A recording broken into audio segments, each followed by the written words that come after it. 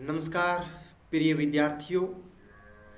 आज मैं आपके लिए एमजीएसयू यूनिवर्सिटी से संबंधित जो आज आप एग्ज़ाम चल रहे हैं वर्तमान में, बीए थर्ड सेमेस्टर और बीए थर्ड सेमेस्टर भूगोल से संबंधित मैं आज आपके लिए गेस पेपर यानी मॉडल पेपर लेकर के आया हूँ।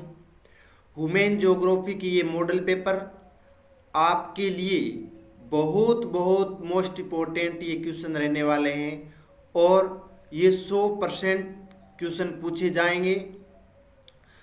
तो इन्हीं क्वेश्चनों से कोई भी बाहर से क्वेश्चन नहीं पूछे जाएंगे। तो आपके लिए मैं गेस पेपर इसलिए लेके आया हूँ कि आप अच्छी तरीके से तैयारी कर सके, अच्छी मेहनत कर सके, जिससे आपके लिए अच्छे अंक है वो प्राप्त हो सके। सभी विद्यार्थियों को इस होली के पावन पर्व पर सभी को ढेर सारी शुभकामनाएं और मैं आशा करता हूं कि आप जिस लक्ष्य की ओर हो वो मुकाम आपको हासिल हो, आप अच्छे अंक से अच्छे मार्जिन से पास हो। इसी आशा के साथ आज मैं इस डिजिटल प्लेटफॉर्म पर सभी विद्यार्थियों का स्वागत करता हूं। तो ज़्यादा से ज़्यादा लाइक कर दीजिए, कमेंट कर दीजिए और शेयर कर दीजिए। आपके लिए ये पेपर बहुत बहुत मोस्ट इम्पोर्टेंट रहने वाले हैं। तो हम सबसे पहले चलते हैं भाग बी में, यानी खंड बी में, पार्ट बी में चलते हैं, जिसमें आपके लिए क्वेश्चन पूछे जाते हैं। 5 क्वेश्चन होते हैं और उसमें कुछ अथवा में पूछे जाते हैं, यानी टोटल 10 क्वेश्चन होते हैं, उसमें से 5 करने हैं आपको। और 300 से लेकर के 350 शब्दों में एक क्वेश्चन का आंसर है वो देना होता है। तो जिस क्वेश्चन के लिए मैं स्टार लगाऊंगा वो क्वेश्चन वेरी मोस्ट इंपॉर्टेंट होगा, और जिस क्वेश्चन के लिए स्टार नहीं होगा वो आपके लिए मोस्ट होगा, उसको आप 2 बार रिवीजन कर सकते हैं। स्टार लगे हुए क्वेश्चन को आप 3 से 4 बार है वो रिवीजन कर सकते हैं। आपका एग्जाम बहुत नज़दीक में पास में है, तो हम चलते हैं, ज़्यादा समय नहीं लेंगे। क्वेश्चन नंबर 1 है, मानव भूगोल की प्रकृति एवं विषय वस्तु का वर्णन कीजिए। यानी मानव भूगोल की जो प्रकृति है और उसके जो विषय क्षेत्र हैं या विषय वस्तु जिसे हम बोलते हैं, उनका वर्णन करना है। तो ये क्वेश्चन आपके लिए इम्पोर्टेंट क्वेश्चन है। ये क्वेश्चन पूछा जाएगा बी खंड में, यानी मानव भूगोल की प्रकृति और विषय क्षेत्र का वर्णन कीजिए। 2 नंबर जो हमारे लिए क्वेश्चन होगा वो है, मानव भूगोल की प्रमुख शाखाओं का वर्णन कीजिए। यानी मानव भूगोल की अलग अलग जो शाखाएं हैं, जैसे नगरीय भूगोल है, सांस्कृतिक भूगोल है, सामाजिक भूगोल है, आर्थिक भूगोल है, सांस्कृतिक भूगोल है, ग्रामीण भूगोल है, नगरीय भूगोल है, इस तरह की ये भूगोल की अलग अलग शाखाएं हैं। तो इन शाखाओं का आपको वर्णन करना है। तो दूसरा क्वेश्चन भी इंपॉर्टेंट है। तीसरा क्वेश्चन दिया हुआ है कि पार्थिव एकता व क्रियाशीलता सिद्धांत का वर्णन कीजिए। यानी पार्थिव एकता सिद्धांत और क्रियाशीलता का जो सिद्धांत है उसका वर्णन करता है। हो सकता है दोनों में से आपको एक पूछ सकते हैं कि पार्थिव एकता सिद्धांत का वर्णन कीजिए या फिर क्रियाशीलता सिद्धांत का वर्णन कीजिए। ठीक है ना। तो ये आपके लिए वेरी मोस्ट है, आप स्टार लगा सकते हैं इस क्वेश्चन के लिए। हाँ, इस क्वेश्चन के लिए स्टार लगा लीजिए। वेरी मोस्ट इंपॉर्टेंट क्वेश्चन है, पार्थिव एकता सिद्धांत या फिर क्रियाशीलता का जो सिद्धांत है आपको करवाया गया है। और ये जो मैं आपको क्वेश्चन बता रहा हूँ, इसकी जो क्लास है वो मैं इसके डिस्क्रिप्शन में डाल दूंगा, तो वहां से आप टोटल क्लास है वो देख सकते हैं आप। क्वेश्चन नंबर 4 हमारे लिए रहेगा, संभावनावाद की अवधारणा एवं महत्व बताइए। यानी संभावनावाद, यानी जो संभववाद जिसे बोलते हैं, जो फ्रांसीसी विद्वान के द्वारा दी गई थी, जिसका नाम था विडाल डी ला ब्लास के द्वारा। और ये संकल्पना है जिसमें कहा गया कि पृथ्वी जो वातावरण है या प्रकृति है वो मानव को संभावनाएं व्यक्त करती है। तो इसकी क्लास मैंने डाली हुई है, तो आप उसमें देख सकते हैं। और ये question very most important question रहेगा आपके लिए, ठीक है ना, संभववाद के लिए। 5वां क्वेश्चन हमारे लिए है कि मानव के प्रारंभिक आर्थिक क्रियाकलापों का वर्णन कीजिए। यानी मानव की प्रारंभिक आर्थिक क्रियाकलाप है, जैसे स्थानांतरित कृषि है, जिसे हम झूमिंग कृषि बोलते हैं, आखेट है, मत्स्य पालन है, संग्रहण है, ये आपके प्रारंभिक आर्थिक क्रियाकलाप के अंतर्गत दिए गए हैं। तो ये क्वेश्चन आपके लिए पूछा जाएगा, 100% पूछा जाएगा, इसके लिए वेरी मोस्ट इंपॉर्टेंट है। इसकी क्लास भी है, तो आपको मैं डिस्क्रिप्शन जाकर के इसकी क्लास देख सकते हैं, उदाहरण सहित आपके समझ में आएगी अच्छी तरीके से। तो मानव की प्रारंभिक आर्थिक क्रियाकलापों का वर्णन कीजिए। ये तीनों क्वेश्चन, तीसरा, चौथा और पांचवा, वेरी मोस्ट इंपॉर्टेंट रहेगा। छठा क्वेश्चन जो आपके लिए है वह विश्व में प्रजातीय समूह के वितरण का संक्षिप्त वर्णन कीजिए। यानी विश्व की जो अलग अलग प्रजाति है, जैसे भूमध्य सागरीय प्रजाति है, मंगोलॉयड प्रजाति है, निग्रो है, निग्रोइड है, ऑस्ट्रेलोइड है, ये जो प्रजातियां हैं, इन प्रजातियों का आपको वितरण का वर्णन करना है कि ये प्रजातियां कहाँ कहाँ पाई जाती हैं और इन प्रजातियों की क्या क्या विशेषता है, उसकी शारीरिक संरचना किस तरह की है, तो इसके बारे में आपको वर्णन करना होगा। क्वेश्चन नंबर जो 7 है, जनसंख्या वितरण को प्रभावित करने वाले भौतिक कारकों का वर्णन कीजिए। यानी जनसंख्या वितरण के बारे में बताना है कि एक स्थान विशेष में एक समय में कितने जनसंख्या है वो वृद्धि हुई थी, या किस तरह से वहां पर फैलाव है जनसंख्या का, यानी संघन रूप में है या प्रकीर्ण रूप में है, छितरे हुए रूप में जिसे बोलते हैं, तो उसका वितरण को आपको प्रभावित करने वाले जो वहां के कारक है, यानी भौतिक कारक है, उसका वर्णन करना है। तो जनसंख्या वितरण को प्रभावित करने वाले भौतिक कारकों का वर्णन करना है। ये क्वेश्चन आपके लिए मोस्ट इंपोर्टेंट है, आप स्टार लगा सकते हैं बी पार्ट में।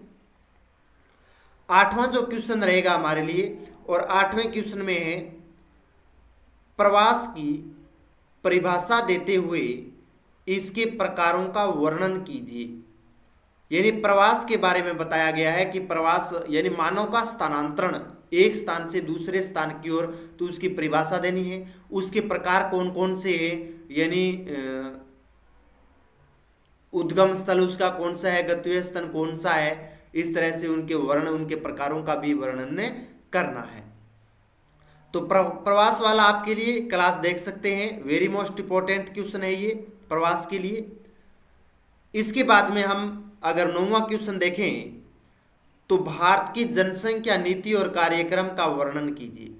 यानी बी पार्ट में है कि भारत की जनसंख्या जो नीति है, और स्वतंत्रता से पहले और स्वतंत्रता के बाद में और ब्रिटिश कालीन जो नीति थी उसका आपको वर्णन करना है, और अनेक कार्यक्रम है वो किए गए थे भारत सरकार के द्वारा, तो वो कार्यक्रम कौन कौन से थे और कौन से लक्ष्य रखे गए थे उनके बारे में आपको वर्णन करना है। तो भारत की जनसंख्या नीति और कार्यक्रम का वर्णन करना है। ये भी आप क्लास देख सकते हैं, एक बार थोड़ा देख लीजिएगा क्योंकि ये क्वेश्चन पूछा जाएगा, इंपॉर्टेंट क्वेश्चन है। तो इसके लिए आपको पहला, दूसरा, छठा और 9वां है वो इंपॉर्टेंट के रूप में, तीसरा, चौथा, 5वां, 7वां और 8वां क्वेश्चन है वो वेरी मोस्ट इंपॉर्टेंट के रूप में आएगा। इससे बाहर कुछ नहीं पूछे जाएंगे आपसे, बस ये इतने क्वेश्चन बी पार्ट में आपको 9 क्वेश्चन याद करने हैं। 9 क्वेश्चनों को आप अच्छी तरीके से नोट्स बना लीजिए, उस नोट्स को आप रिवीजन कर लीजिए या फिर आप क्लास लगा लीजिए, आप उसको देख लीजिए अच्छी तरीके से, आपके पूरा चैप्टर याद हो जाएगा। अब हम चलते हैं सी खंड की ओर। तो बीए 3rd सेमेस्टर के विद्यार्थियों के लिए वेरी मोस्ट इंपॉर्टेंट रहने वाला है आज का मॉडल पेपर, यानी जिसे गेस पेपर के रूप में बोलते हैं हम। तो यूनिवर्सिटी के रूप में हम GSU बीकानेर के जो एग्जाम दे रहे हैं स्टूडेंट हैं उनके लिए सबसे मोस्ट इंपॉर्टेंट है। तो खंड सी में अगर हम देखें तो इसमें आपको 450 से 500 शब्दों का एक क्वेश्चन है वो इसका आंसर देना होता है आपके लिए, और इसमें आपके लिए 5 क्वेश्चन होंगे, उसमें से आपको 3 क्वेश्चनों के आंसर देने होंगे, यानी 500 में से 3 क्वेश्चन आपको करने होंगे। तो इसमें पहला क्वेश्चन है मानव पर्यावरण संबंध की अवधारणाओं, नियतिवाद, संभावनावाद जिसे हम संभववाद बोलते हैं, नवनियतिवाद यानी नवनिश्चयवाद का विस्तृत वर्णन कीजिए। यानी नियतिवाद, संभववाद और नवनीतिवाद है, ये जो अवधारणाएं हैं तीनों, इनका वर्णन करना है।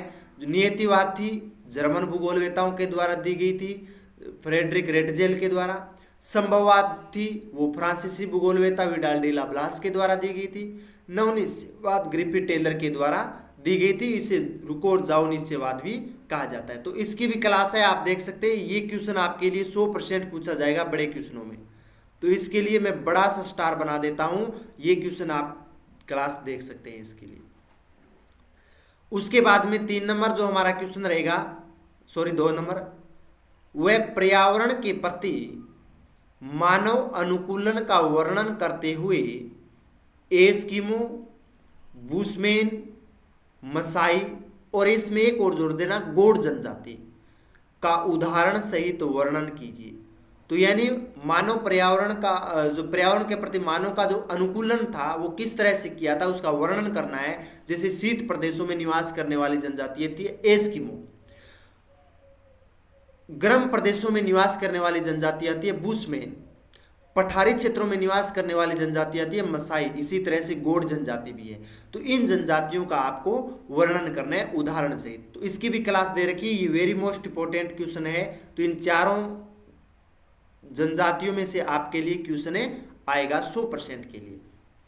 तो आप इसकी क्लास देख सकते हैं डिस्क्रिप्शन में जाकर के, अभी आप इसकी क्लास को देख करके आप अपने नोट्स वगैरह है या फिर उसकी तैयारी है वो कर सकते हैं। 3 नंबर जो हमारे लिए क्वेश्चन है, जनसंख्या वितरण को प्रभावित करने वाले भौतिक, आर्थिक और सामाजिक कारकों का विस्तार से वर्णन कीजिए। यानी जनसंख्या वितरण के बारे में है और जनसंख्या वितरण को प्रभावित करने वाले जो भौतिक कारक है, आर्थिक कारक कौन कौन से और सामाजिक कारक कौन कौन से हैं, तो वो कारक आपको बताने होंगे। तो ये क्वेश्चन मोस्ट है। 4 नंबर जो क्वेश्चन रहेगा हमारे लिए, वह भारत के जनसंख्या वितरण के प्रारूप का वर्णन करते हुए उच्चतम, मध्यम और निम्न घनत्व वाले क्षेत्रों की व्याख्या कीजिए। यानी भारत के जनसंख्या वितरण के बारे में बताना है कि कहां पर अधिक जनसंख्या है और कहां पर कम जनसंख्या है और कहां पर मध्यम जनसंख्या पाई जाती है, किस किस क्षेत्र में। तो वो जनसंख्या घनत्व है उनके बारे में आपको वर्णन करना है, उसकी व्याख्या भी करनी है। ये बड़ा क्वेश्चन आपके लिए पूछा जाएगा।